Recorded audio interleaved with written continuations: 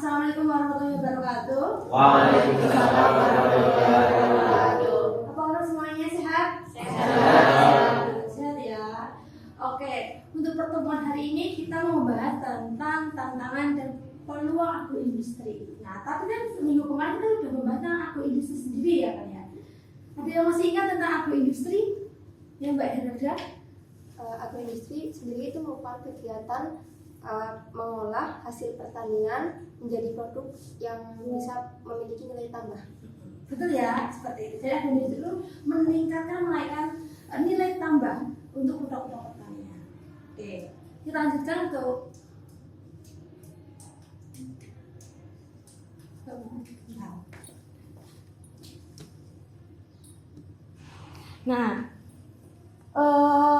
untuk minggu ini capaian pembelajaran lulusan ini yang pertama untuk menguasai konsep teoritis, metodologi, perencanaan dan alat analisis penyelesaian masalah bidang agribisnis untuk mewujudkan pembangunan petani atau PIS yang berwawasan lingkungan dan berkelanjutan. Lalu yang kedua itu adalah mampu menerapkan pemikiran logis kritis ya, sistematis dan inovatif dan memanfaatkan teknologi informasi untuk menghasilkan solusi yang tepat untuk mengembangkan agribisnis pertanian di wilayah tropis berkelanjutan dan diwujudkan dalam dokumen saintifik.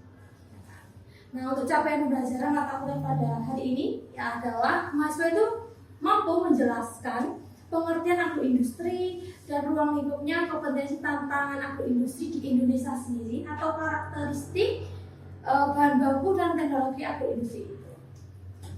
Nah, untuk sub capaian pembelajaran mahasiswa itu mampu menjelaskan tentang tantangan dan peluang. Jadi khususnya di agroindustri itu ya, teman-teman semuanya. Kita masuk di materinya. Yang pertama itu adalah tentang kelemahan komoditas pertanian. Kalian tahu ya apa aja kelemahan komoditas di produk pertanian ya. Yang pertama itu adalah produknya itu sifatnya musiman. Ya, kalian tahu sendiri produk pertanian itu sistemnya musiman, enggak setiap saat itu ada. Ada cuma musim. Kalau musim padi ya waktu panen padi aja yang ada. Sisanya ya nggak ada, atau buah-buahan musim durian ya musim durian aja. Setelah itu nggak ada lagi. Nah itu bagaimana cara ini tersedianya pada akhir panen atau siklus reproduksi ternak pasokan barang dan tidak lulus. Yang kedua adalah produk pertanian itu mudah rusak atau perishable ya. Kalian tahu sendiri produk pertanian kalau nggak cepat dijual pasti busuk ya. Kalau nggak disimpan, nggak diolah pasti juga busuk, atau nggak cepat dikemas pasti akan rusak. Itu adalah kelemahan pada pertanian. Itu yang sangat kita sayangkan kan di dalam pertanian. Yang ketiga itu adalah tentang ketidakpastian kualitas atau kuantitas bahan baku. Nah, dalam satu pohon, misalkan dalam satu pohon mangga itu nggak semuanya mangganya kualitas A, ya kan? Pasti ada grade-nya. Ada grade A, grade B, grade C, seperti itu. Jadi kualitasnya itu macam-macam. Nah, di sini bagi agroindustri itu bagaimana kita caranya memilih produk-produk pertanian yang berkualitas tadi, ya, gitu teman-teman. Lalu kuantitas ini tidak pasti disebabkan oleh perubahan cuaca atau kerusakan tanaman. Ini juga kuantitasnya biasanya karena kita produk pertanian itu mengikuti iklim ya. Iklimnya berubah pasti nanti produktivitasnya juga akan berubah. Kadang naik, kadang turun seperti itu, ya kan? Nah, jadi untuk menekan ciri-ciri produk pertanian yang tadi ya udah rusak, ya kan? Yang cepat busuk dan lain-lain itu ada 3. Yang pertama itu ada manajemennya, yang kedua itu ada teknologi dan keterampilan. Manajemennya, manajemen waktu, manajemen tempat itu penting sekali. Waktu panennya berapa hari, berapa bulan itu perlu kita hitung ya. Manajemen tempatnya, waktunya, ya, cara tanam, cara panennya, kita menyimpannya di mana, gudangnya di mana, suhu berapa itu perlu kita perhatikan. Memanage waktu dan lain-lain. Yang kedua ada teknologi. teknologi yang kita gunakan.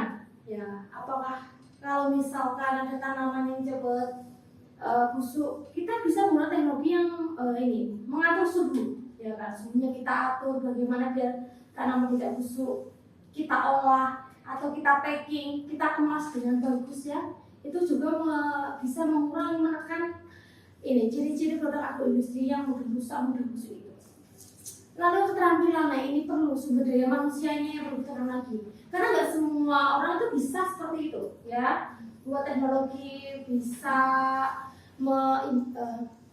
teknologi untuk mengolah produk tanaman, menambah nilai value produk pertanian itu tidak semua orang bisa. Makanya itu sumber daya manusia juga dan keterampilan itu perlu ditingkatkan lagi seperti itu. Nah, sehingga pasti ada hambatan di sini ya, ada hambatan. Di sini hambatan eksternal bagi pelaku agroindustri. Berdasarkan hambatannya salah beberapa. Yang pertama adalah industri didirikan di atas lahan produktif sehingga mengurangi bahan baku dari agroindustri. Nah, ketika industri itu didirikan di lahan pertanian produktif, pasti akan mengurangi petani untuk bertanam, ya kan? Karena hanya untuk gudang, pabrik dan lain-lain itu. Yang kedua adalah sulitnya memperoleh pendanaan usaha, ya akibat kebutuhan perbankan. Nah, kita tahu sendiri produk pertanian ini resikonya itu tinggi sekali sehingga nggak banyak orang yang mau investasi atau petani itu mau hutang.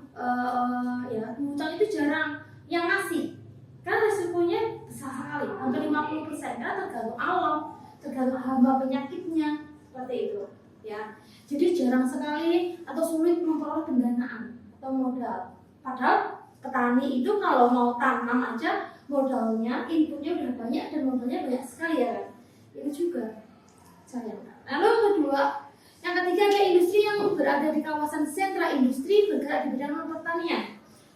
Nah, industri ini di Indonesia contohnya itu nggak banyak yang bergerak di industri pertaniannya atau di agroindustrinya, tapi lebih bergerak di non agroindustri, ya tekstil, ya tambang dan lain-lain. Itu bukan yang di agroindustri yang mengolah produk-produk pertanian itu enggak, tapi yang lainnya itu yang disayangkan juga. Lalu selanjutnya itu belum memadainya dukungan infrastruktur sentra produksi agroindustri, lahan atau kawasan industri, kelistrikan, komunikasi pengolahan, limbah laboratorium dan penguji mutu. Nah di sini juga ini adalah hambatan ya karena pertanian kita lihat ya. Kita lihat di daerah kita, di pertanian kita bahwa jarang mendukung infrastrukturnya itu jarang dibangun.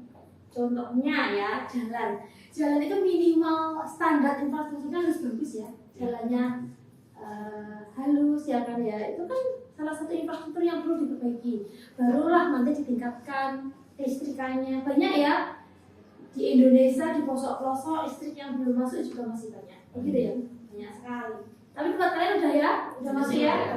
Alhamdulillah udah masuk. Kebumen kan maju ya. Amin. Lalu laboratorium penguji mutu. Ini juga penguji mutu ini belum juga, petani itu belum mengenal bagaimana menguji mutu. Ya, petani itu hanya bisa mengenal habis panen langsung dijual, belum diuji mutunya. Ini sangat disayangkan. Padahal ini itu padahal negara-negara udah ada cara pengujian mutu ini terhadap produk-produk pertanian. Selanjutnya adalah visi, sikap, dan keterpaduan pembinaan penanganan agroindustri dan pemerintah belum sepenuhnya terarah. Ini juga semuanya belum terarah. Pemerintah memberi instruksi belum sampai ke bawah, belum sampai ke petani. Itu juga kebijakan pemerintah yang ada itu juga belum mencakup semuanya petani yang ada. Itu hambatannya. Nah, sehingga ini kita harus melihat bagaimana sih tantangan dan peluang agroindustri karena kita berkecimpung di pertanian dan agroindustri. Yang pertama itu adalah peluang ya, memanfaatkan dampak positif dari penukaran nilai tukar rupiah sehingga harga tetap stabil karena bahan baku dari dalam negeri. Jadi untuk peluangnya karena setiap manusia produk pertanian. Ini salah satunya. Karena produk kita itu murah. Dan nilai tukarnya juga murah. Siapapun bisa membeli produk kita. Nah, ya kan? Sehingga itu stabil harganya. Ya.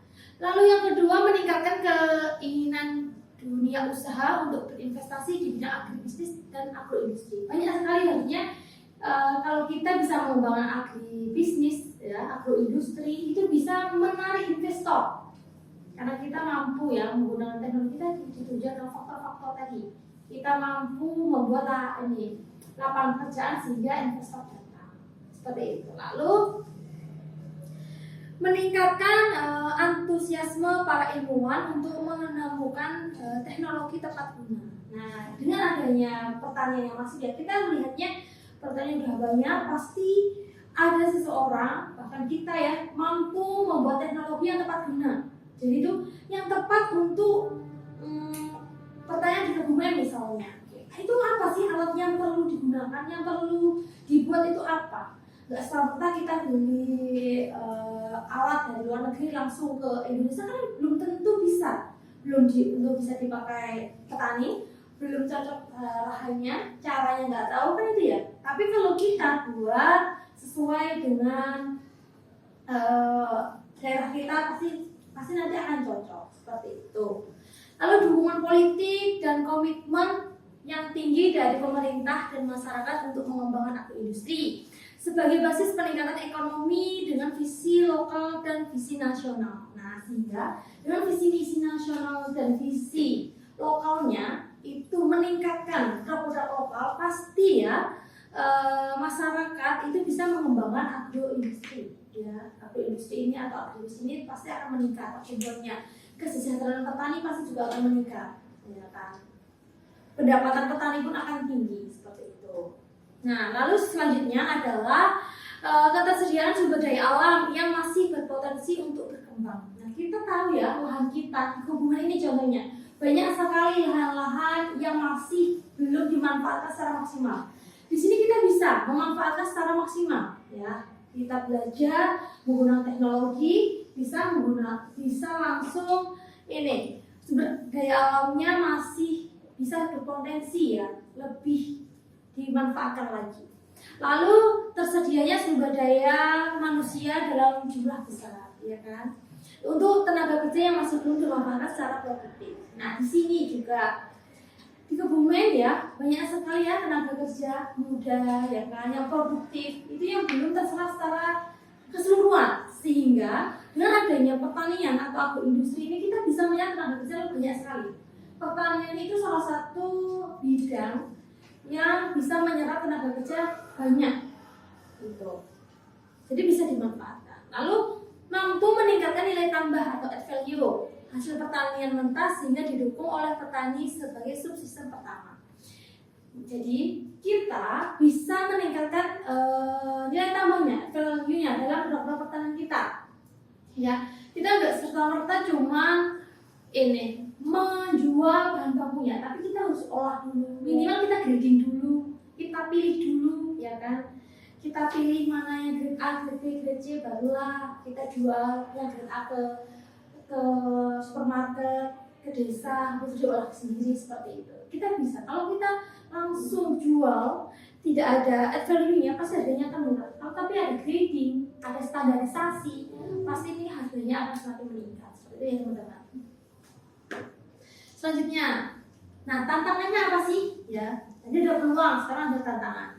Tantangannya ini adalah persaingan dari produk agroindustri impor, ya, akan semakin tajam sebagai akibat terbukanya lalu lintas perdagangan perdagangan internasional sebagai konsekuensi dari globalisasi ekonomi, ya kan? Nah, kita juga selain lokal, pasti kita harus bersaing dengan yang impor-impor itu, ya kan? Barang-barang impor itu kita bersaingnya dengan itu. Ya, itu adalah tantangan. Bagaimana sih produk kita lokal itu dapat bersaing dengan produk impor atau internasional itu? Ya, caranya dengan meningkatkan kualitas, kuantitas seperti itu. Salah satunya. Lalu yang kedua adalah rendahnya tingkat kepercayaan konsumen terhadap kualitas dan keandalan produk agroindustri dalam negeri. Ini juga faktornya. Masyarakat kita itu berpikir kalau produk dari dalam negeri itu standarnya rendah, ya kan, standarnya rendah, pasti nanti banyak nilai-nilai yang tidak sesuai, tidak standarisasi. Itu yang dipikir oleh masyarakat kita. Ya kita tidak bisa secara mustahil kita lihat sendiri ya di pasar tradisional ya, cara berjualan pada pedagang, sayurnya nggak dikemas dengan bagus ya, cuma diletakkan gitu aja. Itu kan salah satu standarisasi yang tidak bagus ya. Harusnya kan dikemas gitu ya secara bagus, pasti nanti standarisasinya akan tinggi. Nah dari situ pola pikirnya manusia gitu. Selanjutnya, agroindustri ini mempunyai fragmentasi yang tinggi di mana efisiensi nilai pada barang agroindustri tidak optimal. Ya. Nah, di sini efisiensi barang agroindustri ini tidak optimal karena kita sebagai sumber daya tidak bisa. Bagaimana sih caranya meningkatkan value produk pertanian kita? Nah, itu kita perlu ilmu di sana. Bagaimana caranya pasca panen itu biar misal padi ya, waktu padi pasca panen biar padinya itu enggak banyak tercecer, itu salah satunya. Kalau banyak tercecer pasti nanti kan awal 1 ton jadinya cuma 900 gitu ya kan, tidak sampai 1 ton, itu salah satunya. Lalu penerapan teknologi terbatas menyebabkan produktivitas rendah, terutama di sektor hulu. Ini juga ya teknologi yang tidak diterapkan secara maksimal itu akan mengakibatkan produktivitas suatu barang itu rendah. Ya, jadi itu disayangkan sekali. Makanya kita perlu teknologi tepat guna yang bisa kita gunakan di sini. Khusus di Kebumen ini ya, alat apa sih bisa digunakan bisa biar memaksimalkan produktivitas petani-petani atau produk pertanian ini. Lalu infrastruktur tidak tersedia sepenuhnya. Ya, infrastruktur ya minimal jalan ya itu bagus ya, kendaraannya pengisian BBM itu ada ya kan. Kalau di daerah pelosok kalau sulit banget kalau nggak bisa ditemui bensin aja, tapi itu akan meningkatkan harga jualnya makin tinggi ya, karena bensin nggak ada. Kalau bensin mahal pasti kan dampaknya di tangan konsumen harga pertanian juga kan mahal gitu ya. Jadi fasilitas seperti itu harus terpenuhi terlebih dahulu. Lalu meningkatkan masalah keamanan makanan karena implementasi GMP, HACCP dan standar belum optimal. Ini tadi standar mutu di Indonesia. Petani kita harus kenal apa itu HACCP, GMP dan standarisasi kita. Minimal tahu itu pasti nanti produk-produk kita akan selalu meningkat. Seperti itu. Nah ini kita harus mengenal komoditas kita yang unggulan ya. Salah satunya adalah kopi ya. Kopi ini adalah produsen dan eksportir terbesar nomor 3 di dunia.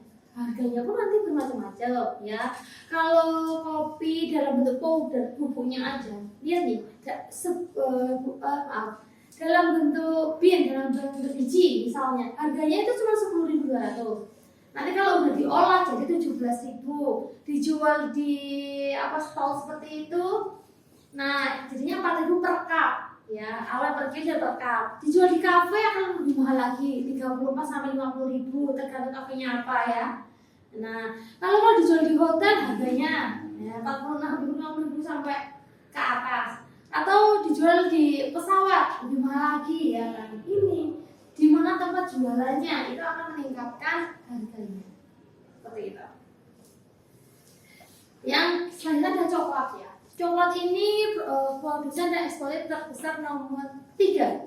Ya, ini dilihat juga nih.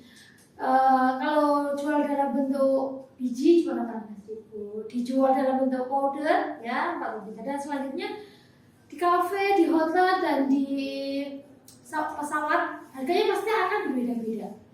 Ya kan, ini salah satunya. Lalu sawit ya, kita tahu ya sawit ya terbesar di Indonesia. Nah, produsen dan ekspor terbesar pertama di dunia ya. Buah sawit 1.600 ya per kilo. Nanti kalau udah jadi CPO beda lagi. Bulk oil beda lagi ya. Terus premium oil, maaf ini 18.000 yang minyak kita, tapi yang minyak yang udah itu yang udah 20.000 sekian ya, sekarang udah mahal. Itulah ini barang-barang yang kita punya, yang kita harus tahu. Oke, sampai di sini ada pertanyaan? Silakan. Ya, Mbak Yu silakan Mbak Yu. Ibu bertanya, dari yang sudah disampaikan, pertanian di Indonesia kan apa ya Bu, kurang diperhatikan ya secara langsung. Dari lahan-lahannya sendiri udah dipakai buat kayak bangun-bangun perusahaan-perusahaan gitu. Terus padahal kita sendiri petani muda itu pengen maju kan, tapi secara langsung pemerintah itu malah menggusur yang harusnya kita itu kan. Nah, itu tuh menyikapi hal-hal seperti itu tuh gimana sih Bu? Iya, harusnya kita juga sebagai petani muda ya, kan kita perlu tertarik kalau ada lahannya. Nah, bagaimana sih lahannya kalau udah digusur, dialihkan fungsi gitu kan ya. Jadi kita bisa banyak teknologi di dalam pertanian ya, bisa aquaponik ya kan, hidroponik dan lain itu salah satunya. Kalau enggak kita membuat zona ya, kita landscape daerah, kita ada zona pertanian, zona permukiman, dan zona pemerintahan. Jadi untuk zona pertanian itu tidak bisa diotak-atik ya. Kalau zona pendudukan ya udah itu aja, nggak boleh melebar ke zona-zona yang lain seperti itu lain. Gitu? Oke, ada pertanyaan lagi? Sudah ya? Untuk tugasnya sudah ada di semuanya buat PPT ya. Tugasnya buat PPT minggu depan tentang tantangan dan peluang produk-produk pertanian yang ada di sekitar kalian. Seperti itu ya, mengerti? Mengerti. Oke, sekian. Terima kasih. Mohon maaf kalau ada salah atau perbuatan saya. Wassalamualaikum warahmatullahi wabarakatuh. Waalaikumsalam.